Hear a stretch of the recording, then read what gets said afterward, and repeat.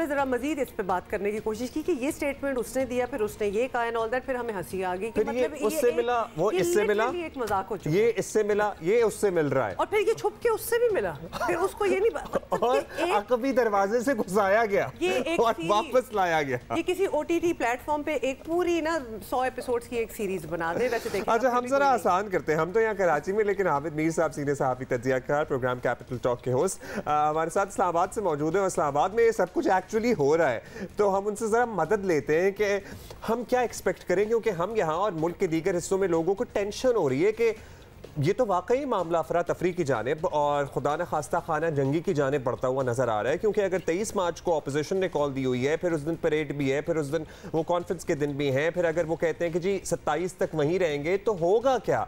और इससे में सर्टनली ज्यादा जिम्मेदारी तो हुकूमत पे होती है। टॉप इट ऑल 10 लाख इस साइड से, 20 लाख उस साइड से, इस्लामाबाद का तो हम सारों को पता ही है। क्या इस्लामाबाद वाले निकल जाएं?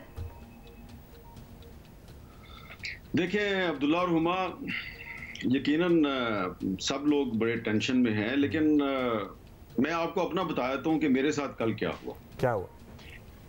कल मेरे साथ ये हुआ कि मुझे कल सुबह एक हुकूमत के जो मिनिस्टर साहब हैं, तो उन्होंने बड़े ही खुफिया तरीके से कांटेक्ट किया और कहा फलां जगह पे अगर आप आ जाए, मैं आपको मिलना चाहता हूँ। मैंने कहा यार मेरे पास टाइम नहीं है, मैंने जो है वो फलां को मिलना है। तो उन्होंने कहा अच्छा उसके बाद टाइम दे दें। खैर किस्सा मुख्तसर ये कि मैं उनकी बहुत शदीद इसरार पे मैं चला गया। वहां जाके मैंने कहा यार भाई आप लोग आके अपना जियो पे आके अपना पॉइंट ऑफ व्यू क्यों नहीं देते, क्या हुआ आपको? कहते मैं यही तो आपसे बात करनी थी, बड़े फंस गए हम, कोई रास्ता निकालें। और फिर मैंने कहा अच्छा क्या कैसे अंदर हालात ठीक है? कहते बस। फिर उसके बाद उन्होंने जो मेरे से गुफ्तगू की तो जाते हुए कहा कि दसना किसी ने नहीं। आप हुकूमती एक रहनुमा से मिले जिसने आपको बताया कि जनाब हम तो जियो पे अपैरेंटली आना चाहते हैं, और उसके बाद आप एक हुकूमती इत्तेहादी के पास गए, तो उस वहां क्या हुआ? तो वो जो इत्तेहादी हैं, कल मैं देख रहा था कि उनकी पार्टी के लोगों से तकरीबन तमाम टीवी चैनल्स और बहुत से रिपोर्टर्स बहुत कुछ पूछने की कोशिश कर रहे थे, और उस पार्टी के हवाले से बहुत सी खबरें आ रही थी। तो जब उन्होंने मुझे सब कुछ बता दिया, तो जब मैंने कहा अच्छा फिर मैं चलता हूं, तो उन्होंने कहा एक बात आपसे कहनी थी। मैंने कहा जी आप जाके बाहर बताएंगे कुछ नहीं, वैसे ही आपसे बहुत पुराने ताल्लुकात हैं, बताना कुछ नहीं। तो आपने देखा होगा कल रात को मैं बैठा हुआ था जब अपने शो पे, तो मैं उस पार्टी के बारे में कुछ भी नहीं बता रहा था। रात को जब मैंने शो कर लिया तो एक और इत्तेहादी जो है उन्होंने भी जो है वो कांटेक्ट किया कि रात को खाना खा ले। मैंने कहा खाना नहीं खाना भाई, मैं सुबह से निकला हुआ हूँ। उनके पास भी चला गया, उन्होंने भी सारी स्टोरी बता दी, लेकिन कहा रिपोर्ट कुछ नहीं करना। अब ये मैं आपको स्टोरी इसलिए बताई है कि ये बड़ा प्रॉब्लम है कि मीडिया पे जो कुछ आ रहा है ना, ख्वाह हुकूमत की तरफ से आ रहा है, ख्वाह अपोजिशन की तरफ से आ रहा है, वो ज्यादा से ज्यादा आप कह लें 20% आ रहा है, और 80% जो है वो बातें सामने नहीं आ रही, क्योंकि एक दूसरे को डिफीट करने के लिए डिसेप्शन का हथियार इस्तेमाल किया जा रहा है, और अनफॉर्चुनेटली मीडिया जो है वो उसका शिकार हो रहा है। अब जाहिर बात है प्राइवेटली कोई आदमी आपसे बात करता है तो वो आप उसके एतमाद को ठेस तो नहीं पहुंचा सकते।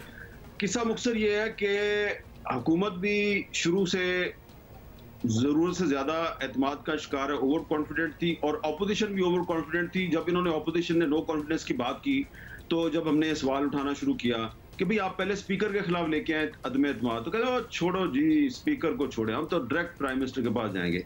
अब प्राइम मिनिस्टर ने इनकी तवक्कुआत से जरा ज्यादा रजिस्ट किया, क्योंकि वो आइन और कानून के अंदर रह के तो रजिस्ट नहीं कर रहे, वो तो आइन और कानून से बाहर जाकर रजिस्ट कर रहे हैं। तो ये इनको तवक्को नहीं थी, हालांकि 2014 में जो कुछ भी हुआ था उसके बाद तो उनको तवक्को करनी चाहिए थी।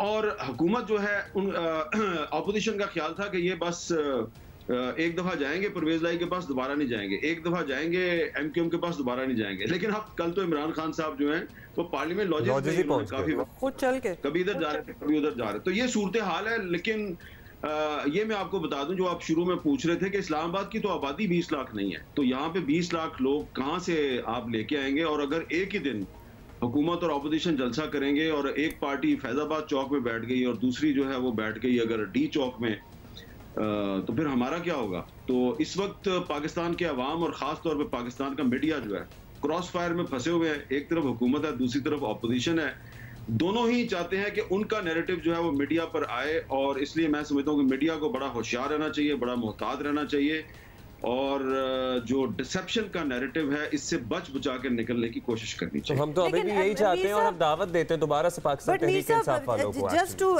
इसको जरा हम इस वाली कॉन्वर्सेशन को खत्म कर लें। ये जो 10 लाख का एक का थ्रेट करना, दूसरा कह रहे हैं हम 20 लाख, मतलब इसको सीरियसली लिया जाए या फिर दीज आर एम्प्टी थ्रेट्स? ये भी उस डिसेप्शन में आते हैं या फिर ये actually they will make sure कि इतना बंदा पहुंच जाए?